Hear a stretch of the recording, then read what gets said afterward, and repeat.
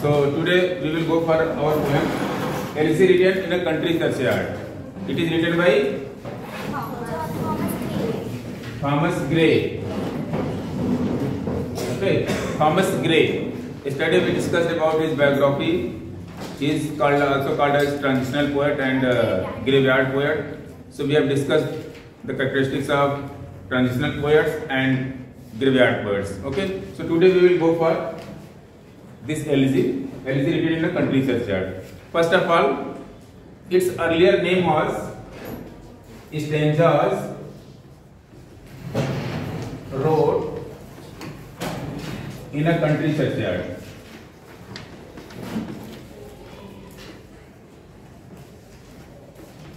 Okay, because MCQ आ सकता है. Sometimes it may be asked in MCQ. What was the original title of Elsie written in a country churchyard?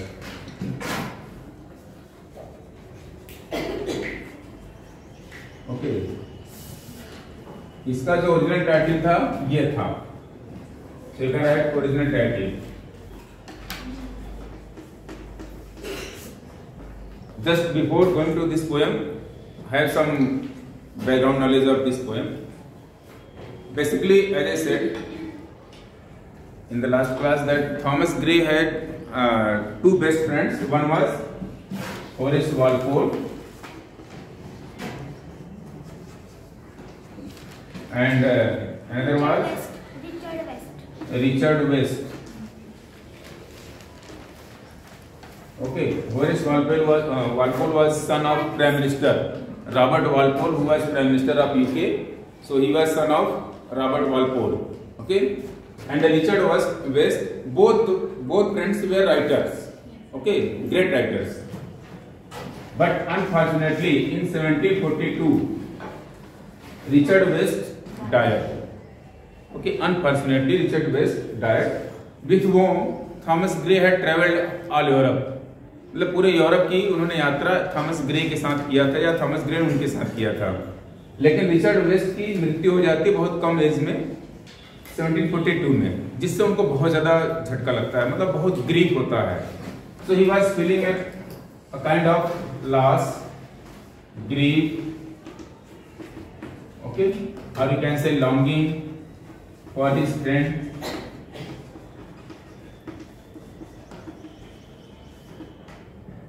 It was more followed by the death of his aunt Mary.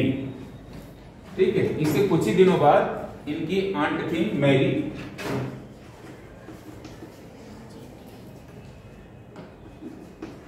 Mary and टूबस नाम था शायद, Mary मुझे याद है. ठीक है, Mary की death हो जाती है उनकी आंट जो थी कुछ ही महीने बाद. इससे और ज्यादा ग्रीफ होता उनको. इसके बाद कुछ और फ्रेंड्स थे, कोई दो क्लोज फ्रेंड्स थे जिसमें से की डेथ हो गई. इसके अलावा किसी और एक फ्रेंड की डेथ हो जाती है जिसको सुनते हैं, मतलब बहुत क्लोज फ्रेंड नहीं था बट एक अच्छा परिचय था. तो बड़ा दुख होता है उनको. फिर उनको लगता है कि जीवन है क्या, मतलब व्हाट इज लाइफ. अभी कोरोना हम लोग को बीता था, कैसा फील हुआ था लोगों को? लगा जिंदगी है क्या, समझ में नहीं आ रही है.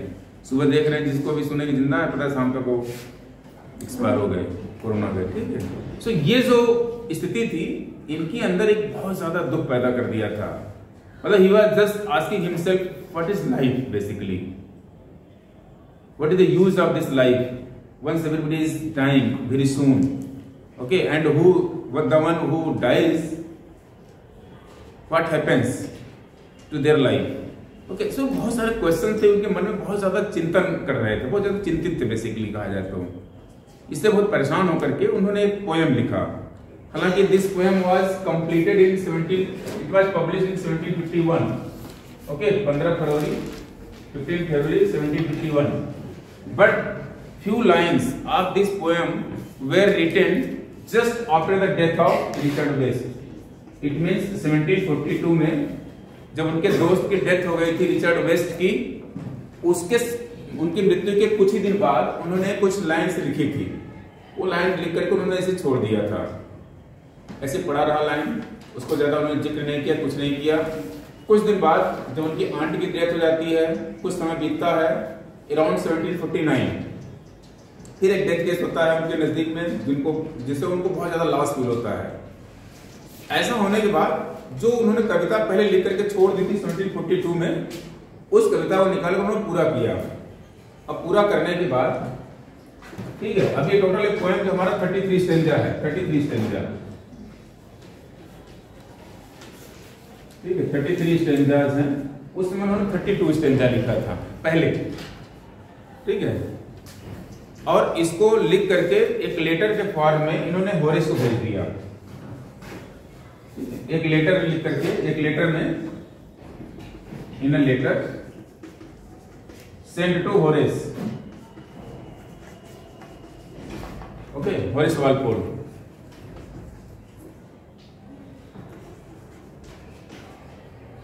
डबल ए लगा दिया, ठीक है, होरेस वालपोल, उसको भेज दिया, जिन्होंने उसको पढ़ा। और चूंकि ये प्राइम मिनिस्टर के बेटे थे तो उनका जो सर्किल था बहुत हाई फाई वाला था, और उसको उन्होंने जो वहाँ का यूके का लिटरेरी सर्किल था, यानी जो टीचर्स या जिस तरह के लिटरेरी सर्किल था, उसमें उन्होंने उसको बहुत पॉपुलराइज किया। और बिना परमिशन लिए, उस समय का जो मतलब होता था, कोई कविता किसी की छापने के लिए परमिशन लिया जाता, वैसे आज भी है, नहीं तो कॉपीराइट एक्ट का इशू आ जाता है। तो इन्होंने बिना किए ही एक उससे पब्लिशर से कांटेक्ट किया। इसके बाद इसको दे दिया छापने के लिए, क्योंकि इन्फ्लुएंशियल पर्सन थे तो कौन रिजेक्ट करेगा उनको, he was son of prime minister, ठीक है। और कविता अच्छी थी तो उन्होंने पब्लिशर को दे दिया, और पब्लिशर ने बिना कोई कॉन्ट्रैक्ट साइन किए हुए ओरिजिनल राइटर से उसको छापने के लिए दे दिया, और छप गया। एक मैगजीन है, मैगजीन ऑफ मैगजीन्स, उस मैगजीन का नाम है मैगजीन ऑफ मैगजीन्स। इसमें पब्लिश हुआ पहली बार 15 फरवरी 1751 को, ठीक है। और उन्होंने भेजा था 30 जून 1750 को लिख करके, थॉमस ग्रे ने उनको अपने दोस्त को लिख करके भेजा था। ये वहां से जब पब्लिश हो गया, इस पब्लिशिंग के पहले एक प्रीफेस लिखा होरेस वालपोल ने। ये एमसीक्यू में बहुत इंपॉर्टेंट आ सकता है कि who has written the preface for the poem elegy written in a country churchyard. ये जो कंट्री चर्चयार्ड है, इसका प्रीफेस समझते हैं ना, प्राकथन हिंदी में कहते हैं। कोई चीज कहने से पहले तो उसमें क्या लिखा उन्होंने, जब पब्लिशर को उन्होंने दिया था तो बहुत सारी चीजें उसके बारे में लिख करके भेजा कि ये मेरे दोस्त के द्वारा लिखा है, कि उन्होंने उसमें कोट किया है। और एक लेटर रिप्लाई बना करके थॉमस ग्रे को भी भेजा कि बिना तुम्हें बताए या बिना आपकी परमिशन के ही मैंने जो है ये पब्लिशर को दे दिया है, और हो सकता है बहुत जल्द छप जाएगा। पब्लिशर ने हमको 15 फरवरी 1751 का डेट दिया है कि इस तारीख को छप जाएगी, ठीक है। प्रीफेस होरेस वालपोल ने लिखा, ठीक है। रिचर्ड वेस्ट तो है नहीं, अब यही एक ही बच्चे हैं अभी, ठीक है। तो इन्होंने इसका प्रीफेस लिखा। तो एमसीक्यू में ये बहुत इंपॉर्टेंट क्वेश्चन है, पक्का आ सकता है। पहला आ सकता है कि what is the original title of this country elegy written in country churchyard. Then आ सकता है who has written preface for this elegy, इस एलजी के लिए कौन प्रीफेस लिखा है, ये आ सकता है। और ये इंपॉर्टेंट डेट है इसका कि व्हेन इट वाज पब्लिश्ड 1751। ये 3 एमसीक्यू इसमें से पक्का है, और ये मान के चलिए कोई न कोई इसमें से आएगा ही आएगा, ये मान के चलिए। इसमें से कुछ और आगे लाइन जब हम पढ़ेंगे, बहुत सारी इंपॉर्टेंट लाइन है, वो भी आते रहता है, तो हम लोग देखते हैं। इसके अलावा जिसकी थीम्स है, ठीक है, basically writer is meditating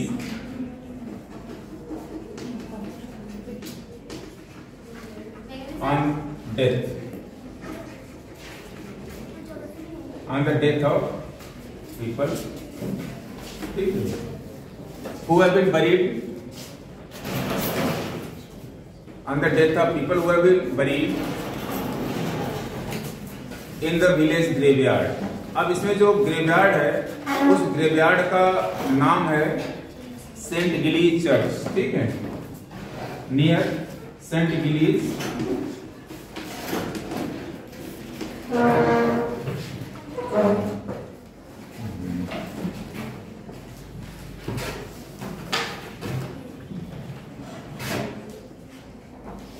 Saint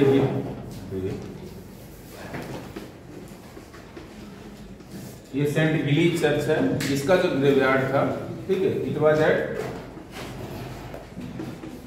स्टोकहो,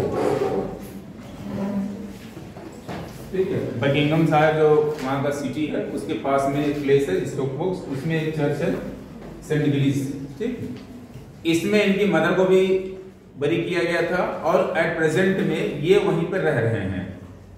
ठीक है, इस समय ये रह रहे हैं वहीं पे और घूमने जाते रहते थे अक्सर वहां पे। और उसको देखने के बाद इनके मन में जो थॉट्स आए उसी को उन्होंने इस पोएम में लिखा हुआ है। So elegy is basically a song for remembering someone who is not at present or who have been buried now in a mournful way। ठीक है, मतलब mournful मतलब रोने की या इस तरह से उसको शोकाकुल होकर के इसे हिंदी में कहते हैं, दुखी होकर के उसको अगर हम याद कर रहे हैं उसके बारे में कुछ कविता लिख रहे हैं तो वो आपका एलिजी होता है। आई होप कि जानते ही आप एलिजी को। तो ये इंपॉर्टेंट है इसमें कहां पर उनको बरी किया गया था या सेटिंग क्या है, setting of this elegy. Churchyard है जो लिखा है, कहां का चर्चयार्ड है? ये सेंट गिलीस स्टॉकहोम। ठीक है, ये सेटिंग है, ये एमसीक्यू में पक्का आ सकता है। देखो एमसीक्यू ऐसे बनते हैं, अलग से कुछ नहीं बनाए जाते हैं, इसी से बनते हैं। ठीक है, तो ये आ सकता है सेटिंग। बाकी काफी व्यथित हैं वो। और पोएम को अगर स्टार्ट करेंगे तो देखेंगे शाम का समय है, चर्चयार्ड के पास वो है, नियर टू चर्चयार्ड या चर्चयार्ड के अंदर है, ऐसा कुछ एग्जैक्ट क्लियर नहीं है, बट चर्चयार्ड के आसपास उसी के अंदर ही है। ठीक है, वहां पे शाम का समय हो रहा है और जब शाम का समय होता है तो देखते हैं कि सारे लोग जो बाहर है, गांव के बाहर जो खेतों में काम कर रहे हैं या the people who are working outside their house home और you can say in their fields, they are coming back to their home. यहां से पोएम स्टार्ट होता है। अब इसके बाद एक एक चीज को उन्होंने डिस्क्राइब किया। So let's see the poem. Okay, you can open it.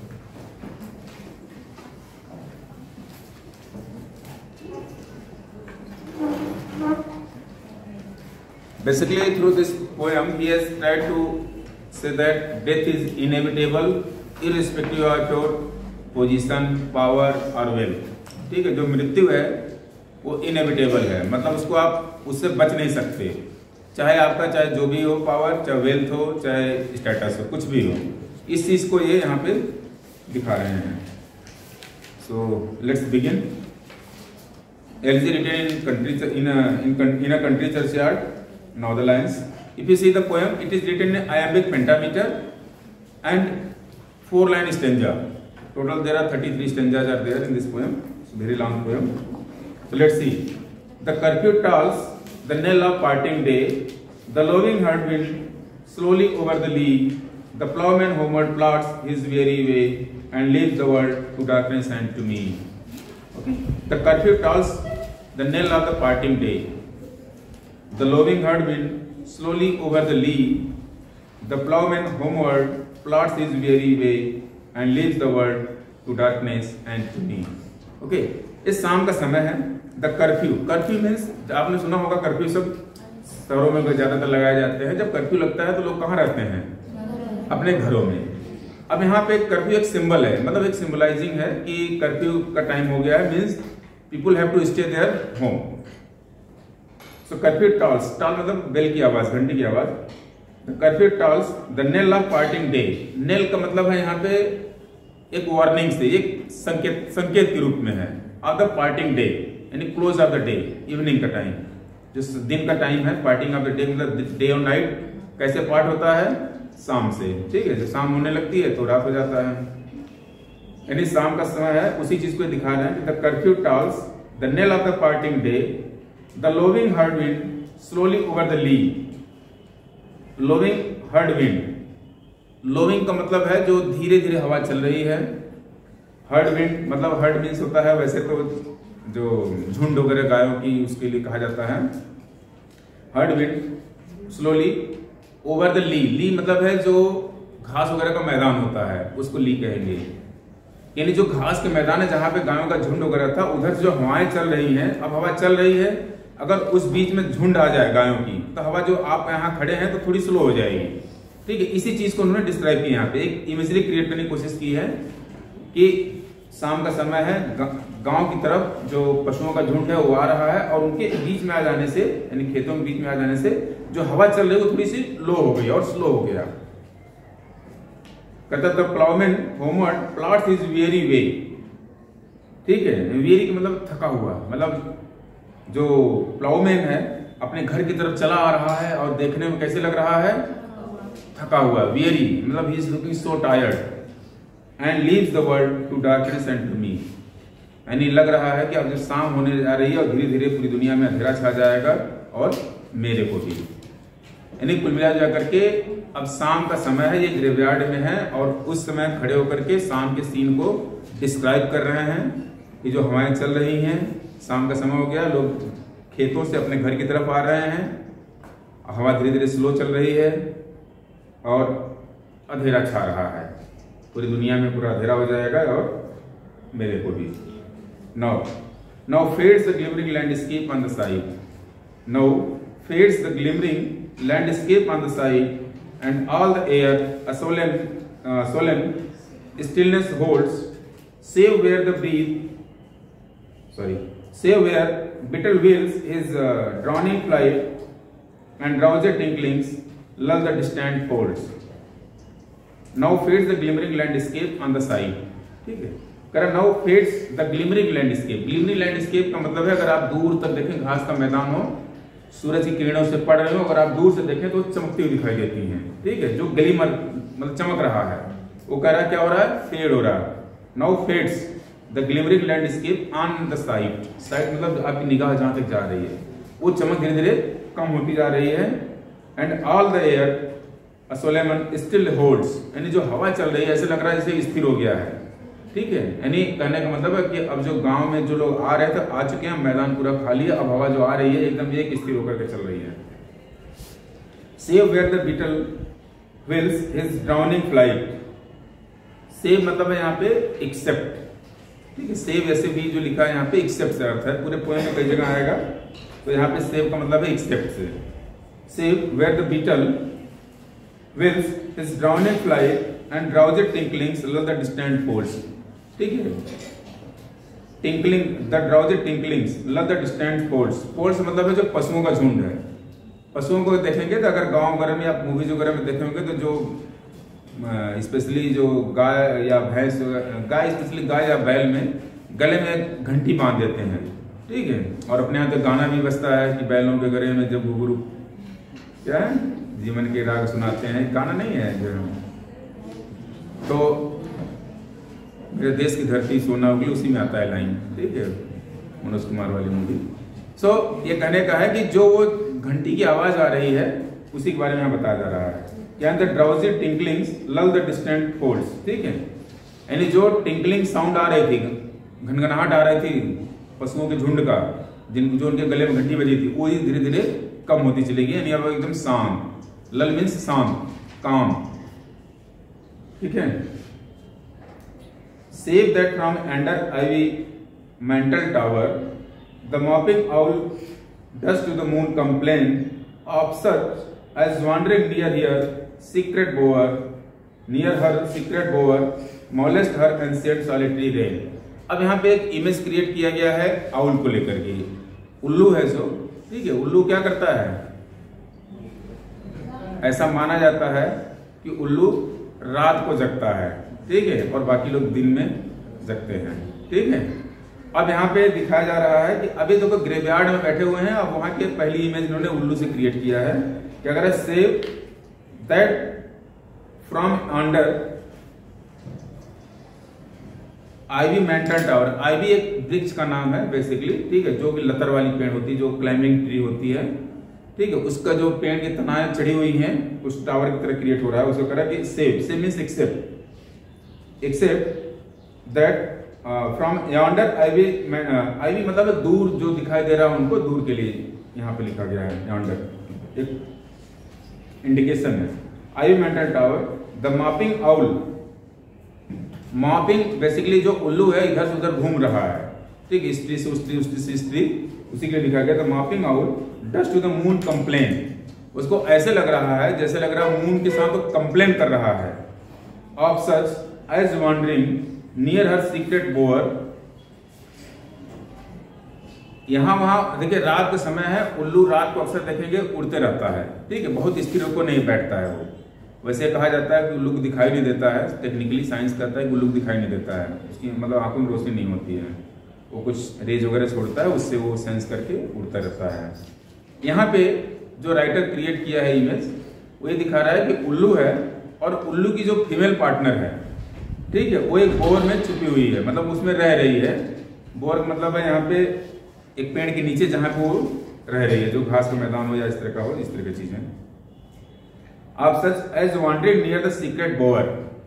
Secret bower का मतलब है यहाँ पे जो उसकी महारानी उल्लू रह रही है, मतलब जो उल्लू है वो सिंबलाइज किया गया है एज ए फीमेल के रूप में, जो क्वीन के रूप में यहाँ पे। Molest her ancient solitary rain.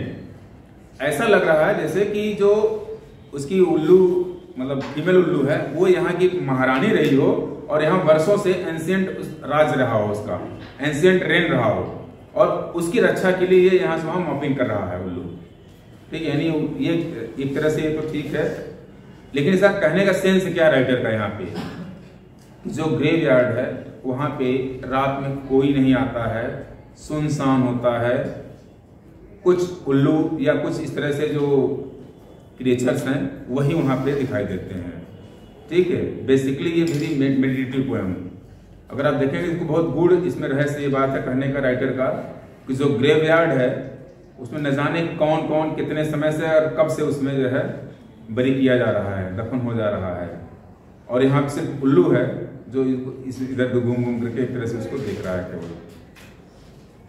Beneath those rugged elms that you trees said, where heaves the turfs in many a mouldering heap, each in his narrow self or ever laid, the lewd forefathers of the hamlet sleep. Beneath those rugged elms, elm मतलब एक tree का नाम है कि उस tree के नीचे, यानी जो खुरदुरा पेड़ है उस एल्म की ट्री है उसके नीचे, that you tree said, you भी एक ट्री का नाम है, YW, यू ट्री। बेसिकली ये ट्री इस बात को सिंबलाइज करता है कि जो पेड़ है आप देखेंगे वो जनरेशन मतलब बेसिकली लाइफ को शो करता है, यानी लाइफ एंड डेथ, एक रिसाइकलिंग प्रोसेस को शो करता है। जो ट्री है अपने आप उगते रहता है, सूखता है, फिर उगता है, बढ़ता रहता है, तो ये एक साइकिल को शो करते रहता है यहाँ पे। सो ये यहाँ पे दिखाने की कोशिश कर रहे हैं कि जीवन होता है, जीवन में लोग जी रहे हैं, इसके बाद मरते हैं, फिर वापस आगे ग्रेवयार्ड में बरी कर दिए जा रहे हैं, फिर एक नया जीवन आता है, ये साइकिल चलते रहता है। सो यू ट्री यहाँ पे एक शो कर रहा है रीजनरेशन को। सो beneath those rugged elms that yew tree said, where heaves the turf in many a mouldering heap, करा where heaves, ही मतलब है यहाँ पे where heaves, यानी जो पड़ा है वहां पे, heaves the turf in a many mouldering heap, heap मतलब ढेर। ये कह रहे हैं जो वहां पर आप उस पेड़ के नीचे दिखाई दे रहा है, जो घास फूस ये सब दिखाई दे रहा है, उसके नीचे न जाने कितने लोग बरीड हैं जो एक हीप के रूप में दिखाई दे रहे हैं, मतलब ढेर के रूप में है। Each in his narrow cell, each in his narrow cell, narrow cell का मतलब है यहाँ पे जहां व्यक्ति को गाड़ दिया गया है, जो कॉफिन होता है, ठीक है, उसमें तो कॉफिन सहित गाड़ देते हैं कभी कभी, और कुछ को हटा करके केवल बॉडी रखते हैं, ठीक है। तो उस जहां जगह गाड़ी गई उसको सेल के रूप में यहाँ पे दिखाया गया है। ये each in his narrow cell for ever laid, यानी जो हमेशा के लिए लेटा दिए गए हैं। The rude forefathers of the Hamlet sleep, यहाँ पे Hamlet जो वर्ड है, this is the symbolizing for the village, ठीक है, जहां पे ग्रेवयार्ड है उसके अगल बगल या उसी वहां के विलेज के लिए शो किया गया हेमलेट।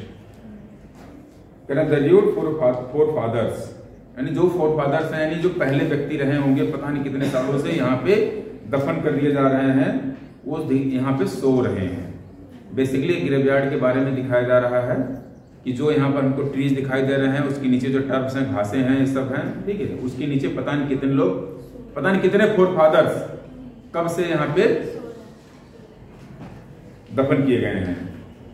Okay, now the breezy call of incense breathing morn, the swallow twittering from straw built से, the cock's shrill clarion are the echoing horn, no more shall rouse them from their lowly bed. The breezy call of incense. Breezy, breezy होता है जब हवा चलती है, ठीक है। सुबह सुबह अगर अर्ली इन मॉर्निंग 4-5 बजे के आसपास सुबह उठिए, आप बाहर निकलिए तो आप बहुत अच्छी हवा चलती है, उसको ब्रीजिंग एयर कहा जाता है। तो breezy call of incense breathing morn, यानी सुबह सुबह की जो महकती हुई हवा आ रही है, ब्रीजिंग एयर आ रही है, वह आगे फिर the swallow twittering from the straw build से। ट्विटरिंग का मतलब है सुबह सुबह देखेंगे बहुत सारे पंछियों की आवाज आती है, ठीक है। तो यहाँ पे जो एक साउंड है, ठीक है, हाई पिच्ड साउंड बेसिकली, वो ट्विटरिंग है। The swallow twittering from the straw build set. Straw build set है यानी जो स्ट्रॉ के बने हुए सेट्स हैं, ठीक है, यानी जो पेड़ों के अंदर इधर उधर सब झाड़ियों में बहुत सारे क्रिएचर्स रह रहे हैं, उनकी जो साउंड है उसके बारे में कहा जा रहा है। The cock's shrill clarion. Clarion मतलब high pitch sound to awake someone, ठीक है, किसी को जगाने के लिए जब हम कॉल करते हैं, चिल्लाते हैं, उसके लिए क्लेरियन है। कॉक मतलब मुर्गा, and the cock shrill clarion मतलब कहने का है कि मुर्गा वहां भी जगाता है। ये चीज से समझ में आ रही है, मुर्गे का उपयोग यहाँ भी किया गया है। The cock shrill clarion are the echoing horn, या एक हॉर्न जो इको करता है, यानी जो इसकी साउंड बार बार निकलती रहती है। कहता है no more shall rouse them, no more shall rouse them from their lowly bed.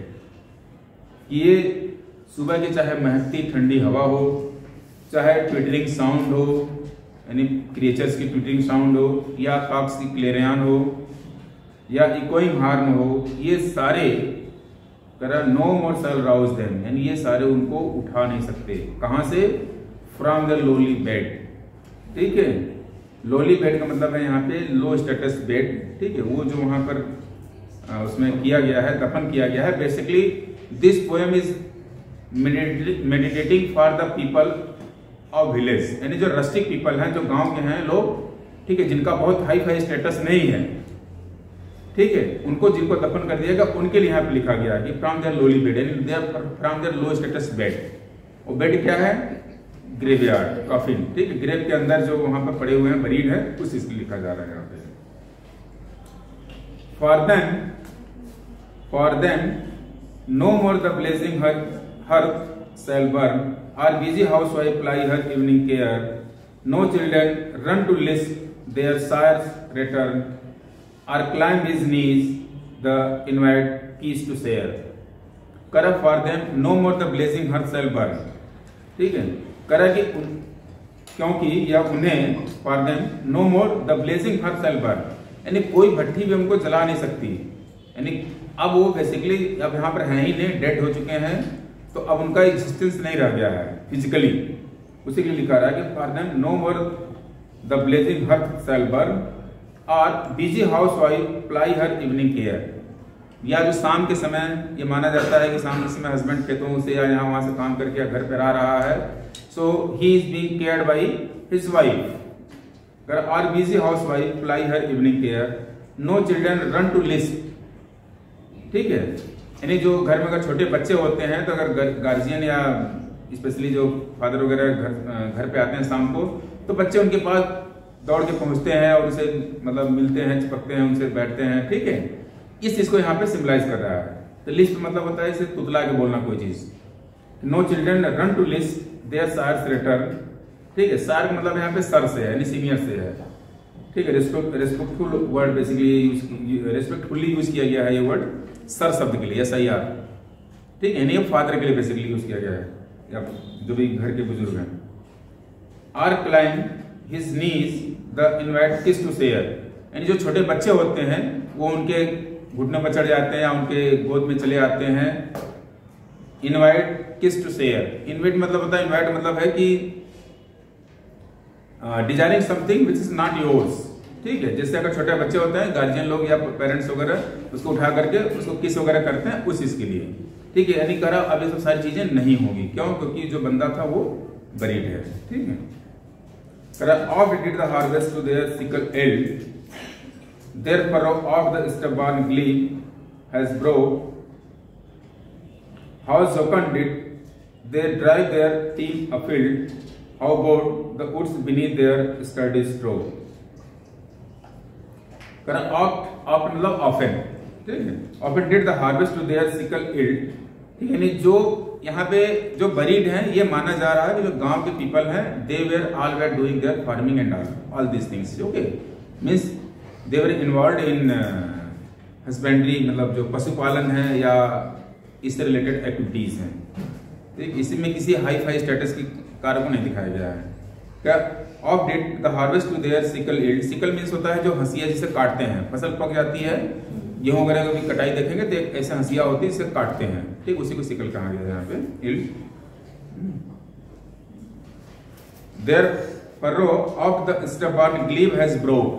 Furrow मतलब होता है फाल के लिए, जुताई का जो होता है देखे होंगे किसान जोतते तो एक हल होता है, उसमें नीचे फाल लगा होता है। ठीक है, तो उसी के लिए लिखा है कि देयर फर्रो मतलब जुताई करने का जो है, oft the stubborn glebe has broke मतलब जो धरती इतनी कड़ी थी उसको उन्होंने चीर डाला है। How did they drive their team afield, यानी कितने जोश के साथ कितने मेहनत के साथ उन्होंने अपने खेतों में काम किया है। How about the woods beneath their sturdy stroke. How about the woods मतलब ये जो जंगल था इसको धीरे धीरे साफ करके उन्होंने खेत बना डाले, या जो यहाँ पे घास फूस थे अनवांटेड चीज थी उसको हटा करके वहां पर उन्होंने अपने काम की चीजें पैदा कर डाली। इस चीज को यहाँ पे दिखाया करा है। Beneath their sturdy stroke, study मतलब मजबूत इरादा है भैया, मजबूत पर्सन। ठीक है, उसके लिए